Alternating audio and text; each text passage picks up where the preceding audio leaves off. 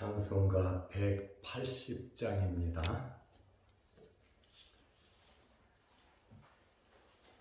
찬송가 180장.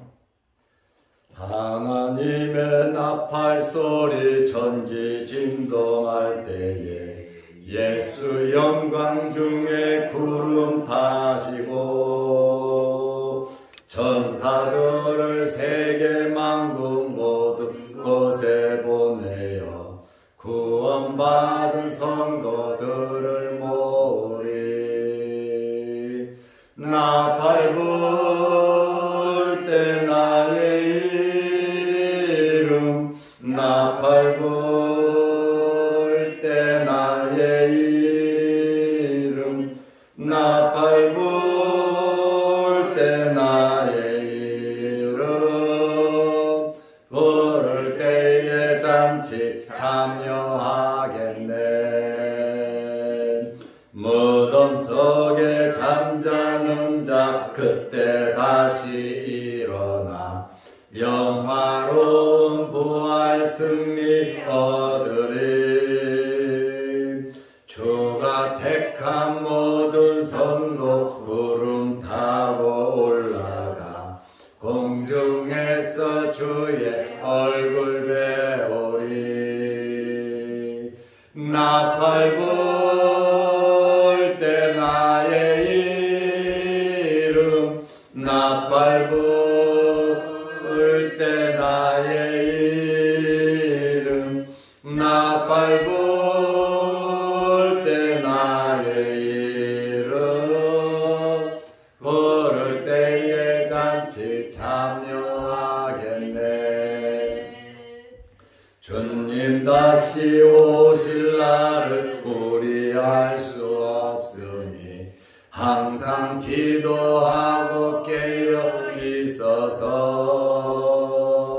기쁨으로 보좌 앞에 우리 나가서도록 그때까지 참고 기다리겠네. 나팔 불 때 나의 이름, 나팔 불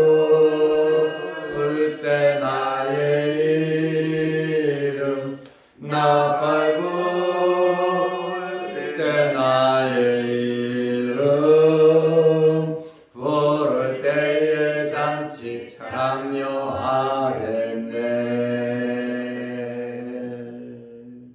아멘. 사도신경으로 우리의 신앙을 고백하겠습니다. 전능하사 천지를 만드신 하나님 아버지를 내가 믿사오며 그 외아들 우리 주 예수 그리스도를 믿사오니 이는 성령으로 잉태하사 동정녀 마리아에게 나시고 본디오 빌라도에게 고난을 받으사 십자가에 못 박혀 죽으시고 장사한 지 사흘 만에 죽은 자 가운데서 다시 살아나시며 하늘에 오르사 전능하신 하나님 우편에 앉아 계시다가 결국에서 산자와 죽은 자를 심판하러 오시리라.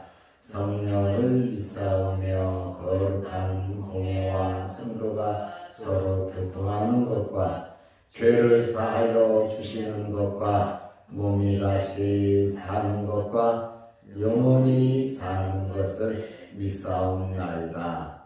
아멘. 하나님의 말씀 마가복음 13장 24절에서 26절 말씀까지 보겠습니다.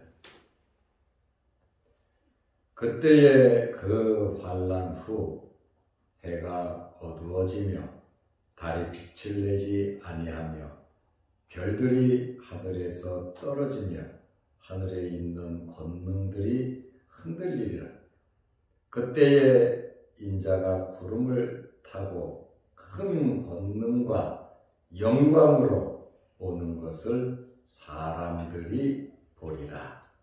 아멘. 26절 말씀까지 보았습니다. 오늘은 예수님의 재림, 인자가 구름을 타고 올 것이다. 예수님께서 직접 자신의 재림에 대해서 말씀을 하셨습니다. 예수님의 제자 4명이 4절 말씀에 주의 임하심의 때가 언제입니까? 하고 징조를 물어보았습니다.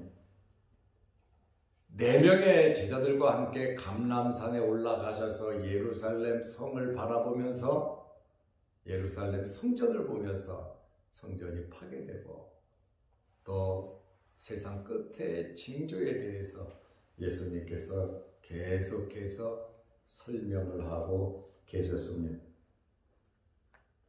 예수님께서 제자들에게 이러한 말씀을 하신 것은 징조를 아는 것도 굉장히 중요하지만은 징조를 아는 것보다 더 중요한 것은 거짓 선지자들의 미혹을 받지 말라는 겁니다.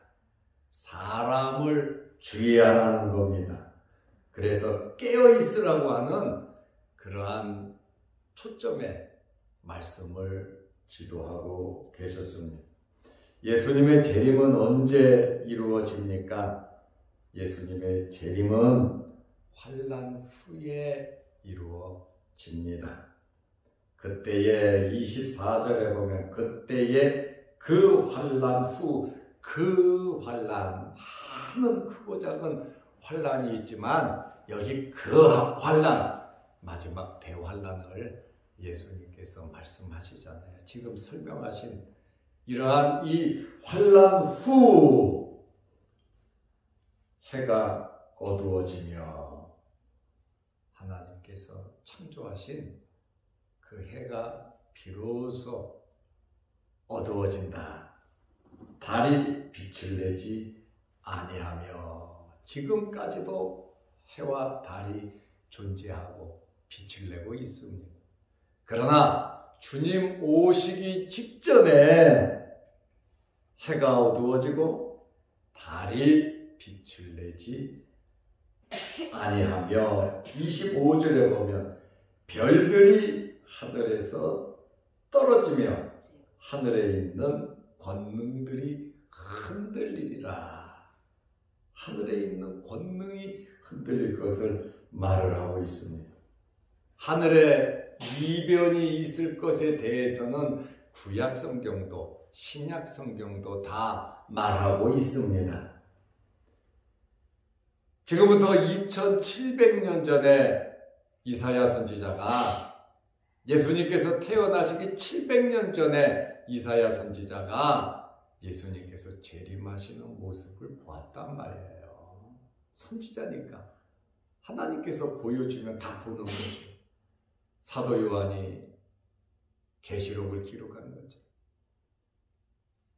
이사야 13장 10절에 보면 하늘의 별들과 별 무리가 빛을 내지 아니하며 해가 돋아도 어두우며 달이 그 빛을 비추지 아니할 것이로다. 벌써 2700년 전에 이사야 선지자도 예수님 재림하기 전에 예수님 말씀대로 해가 어두워지고 달이 빛을 내지 아니할 것을 또 하늘의 별들이 떨어질 것, 하늘의 권능이 흔들릴 것을 이사야 선지자가 벌써 그것을 내다보았다. 그 말입니다. 예수님의 재림 전에 천재지변이 일어날 것을 말씀하셨고 우리가 살펴본 대로 예수님의 재림은 환난이 지나야 된다. 그 환난이 지나야 예수님이 오시는데 우리는 주님의 재림을 기다리는 신부와 같은 신앙인들입니다. 제가 계속 말씀드리는 것처럼 우리에게 정해진 것이 있다 그랬잖아요. 우리는 죽는다는 것. 저나 여러분이나 죽는다는 겁니다.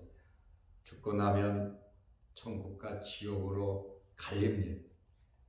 예수 그리스도를 믿는 사람들은 전부 다 천국에 들어갈 것입니다. 그리고 정해진 것은 예수님의 재림이 정해져 있고 우리가 부활할 것이 정해져 있습니다. 그때 가봐야 알지 않겠냐? 맞습니다. 그때 가봐야 합니다. 그러나 성경은 분명하게 말씀하고 있습니다. 그때는 후회하고 땅을 치고 살려달라고 해도 그때는 기회가 없다라고 하는 그러한 말씀입니다. 기왕에 우리가 육신을 입고 이 땅에 살아가면서 하나님의 택함 받은 하나님의 자녀들인데 하나님 기뻐하시는 일 많이 하시기를 축원합니다. 아멘. 하나님이 원하시고 하나님께서 기뻐하시는 정말 하나님의 말씀대로 살아가도록 사랑하면서 용서하면서 축복하면서 주님의 재림을 기다리면서 우리는 살아가야 하는 것입니다. 예수님의 이 재림을 모든 사람들이 볼 것이라고 말씀하고 있습니다. 마가복음 13장 26절에 보면 그때에 24절에 그때 있잖아요. 26절에도 그때에 인자가 구름을 타고 예수님께서 직접 말씀하셨어요. 내가 구름을 타고 올 것이다 말씀하셨습니다. 큰 권능과 영광으로 오는 것을 사람들이 보리라. 예수님께서 처음에 오실 때는 육신을 입고 마구간에서 태어나시고 많은 박해와 고난이 있으시고 십자가에 달려 돌아가셨습니다. 그러나 이제 다시 오시는 재림의 주님은 영광과 승리의 주님으로 심판의 주님으로 만왕의 왕으로서 예수님께서 구름을 타고 오신다라고 하는 그러한 말씀입니다. 우주적 드라마의 마지막은 예수 그리스도의 재림입니다. 인류의 모든 역사는 예수님의 재림에 초점이 맞추어져 있습니다. 그때의 환난 후에, 그러니까 환난을 우리 믿음의 사람들이 통과해야 된다 그 말입니다. 짐승과 거짓 선지자들, 엄청난 박해가 있을 겁니다. 정치 권력, 모든 사람들이 단합해서 모든 시스템이 단합돼서 하나님의 백성들을 괴롭힐 겁니다. 그러나 하나님의 역사가 더 강하신 줄로 믿으시기 바랍니다. 하나님께서 지켜주시고 보호해 주실 것이고 믿는 사람들로 하여금 견디게 그 날들을 감해 주셨다 그러잖아요. 우리가 견딜 수 있다. 하나님의 능력은, 하나님의 권능은 더 강하다라고 하는 말이에요. 아합과 이세벨 시대에 얼마나 타락했습니까? 타락하니까 하나님께서 누구를 보냅니까? 강력한 엘리야 선지자를 보내잖아요. 엘리야 선지자를 보내서 하나님께서 붙잡아서 그를 기적적으로 사용하신 것처럼 이 환난 때 하나님의 도우심과 끊임없이 하나님의 역사가 믿는 사람들을 통해서 이루어지고 주님의 종말에 대한 말씀 중에 환난은 있지만 이 복음이 온 세상에 전파되어야 하리니 그때의 끝이 되리라. 재난의 시작은 사람의 미혹, 그 다음에 전쟁과 전쟁의 소문이 끊이지 않고 또 천재지변과 각종 박해, 어려운 박해가 있지만 복음이 온 세계에 전파돼야 그제야 끝이 오리라. 재난의 시작과 재난의 끝을 말씀하셨는데 복음이 전파된다. 짐승이, 사탄 마귀들이 모든 시스템이 예수 믿는 사람들을 박해해도 하나님의 역사는 끊임없이 복음이 전파된다는 겁니다. 이 말씀은 하나님의 역사는 계속해서 이루어져 가는데 누구를 통해서 역사하시겠는가? 바로 우리들을 통해서 역사하실 겁니다. 그러므로 우리가 무장하고 하나님의 말씀으로 굳건하게 하나님을 신뢰하면서 우리는 살아가야 되는 것입니다. 크고 작은 혼란이 있고 어려움이 있다 할지라도 예수님께서 종말에 대한 말씀을 하면서 기도하라 그러셨잖아요. 기도하면서 여러분의 모든 어려움들을 극복해 가시기를 바랍니다. 예수님께서 구름을 타고 오신다 그러는데 지금 하늘에 있는 그 구름과는 다른 특별한 구름이겠죠. 예수님께서 승천하실 때 구름을 타고 승천하셨습니다. 사도행전 1장 11절에 보면 천사가 하늘을 쳐다보는 예수님의 제자들에게 또 예수님을 믿는 사람들에게 예수님은 하늘로 가심을 본 그대로 오시리라. 천사들도 예수님께서 다시 오실 것을 말하고 있다 이 말이죠. 예수님도 말씀하셨고 천사들도 말을 하고 있고 부활의 주님을 만난 제자들이 복음을 전하잖아요. 예수 그리스도의 죽으심과 예수 그리스도의 부활과 예수 그리스도의 재림, 예수 그리스도께서 다시 오신다고 하는 그 희망과 소망을 가지고 엄청난 박해 기간에도 하늘을 보고 살았단 말이죠. 로마 황제 10대에 걸쳐 300년 동안 기독교의 씨를 말리려고 했지만 초대교회 성도들은 하늘을 바라보면서 살았단 말이죠. 우리 선조들도 일제시대를 겪으면서 악한 공산 정권의 시대를 겪으면서 우리 믿음의 선조들이 하늘을 바라보면서 언제나 주님 오시리옵니까? 정말 주님의 재림을 학수고대하면서 살았다라고 하는 그러한 말씀입니다. 예수님께서 구름을 타고 오신다는 것은 시편 97편 2절에 있는 영광과 위엄을 상징하고 있습니다. 사도 요한도 요한계시록을 기록하면서 예수님께서 구름을 타고 오시는 그 광경을 요한이 직접 바라보았습니다. 요한계시록 1장 7절에 보면 볼지어다 그가 예수님이죠. 구름을 타고 오시리라. 사도 요한이 밤모섬에서 그는 환상 중에 예수 그리스도께서 재림하는 그러한 모습을 선명하게 보고 계시록을 기록했습니다.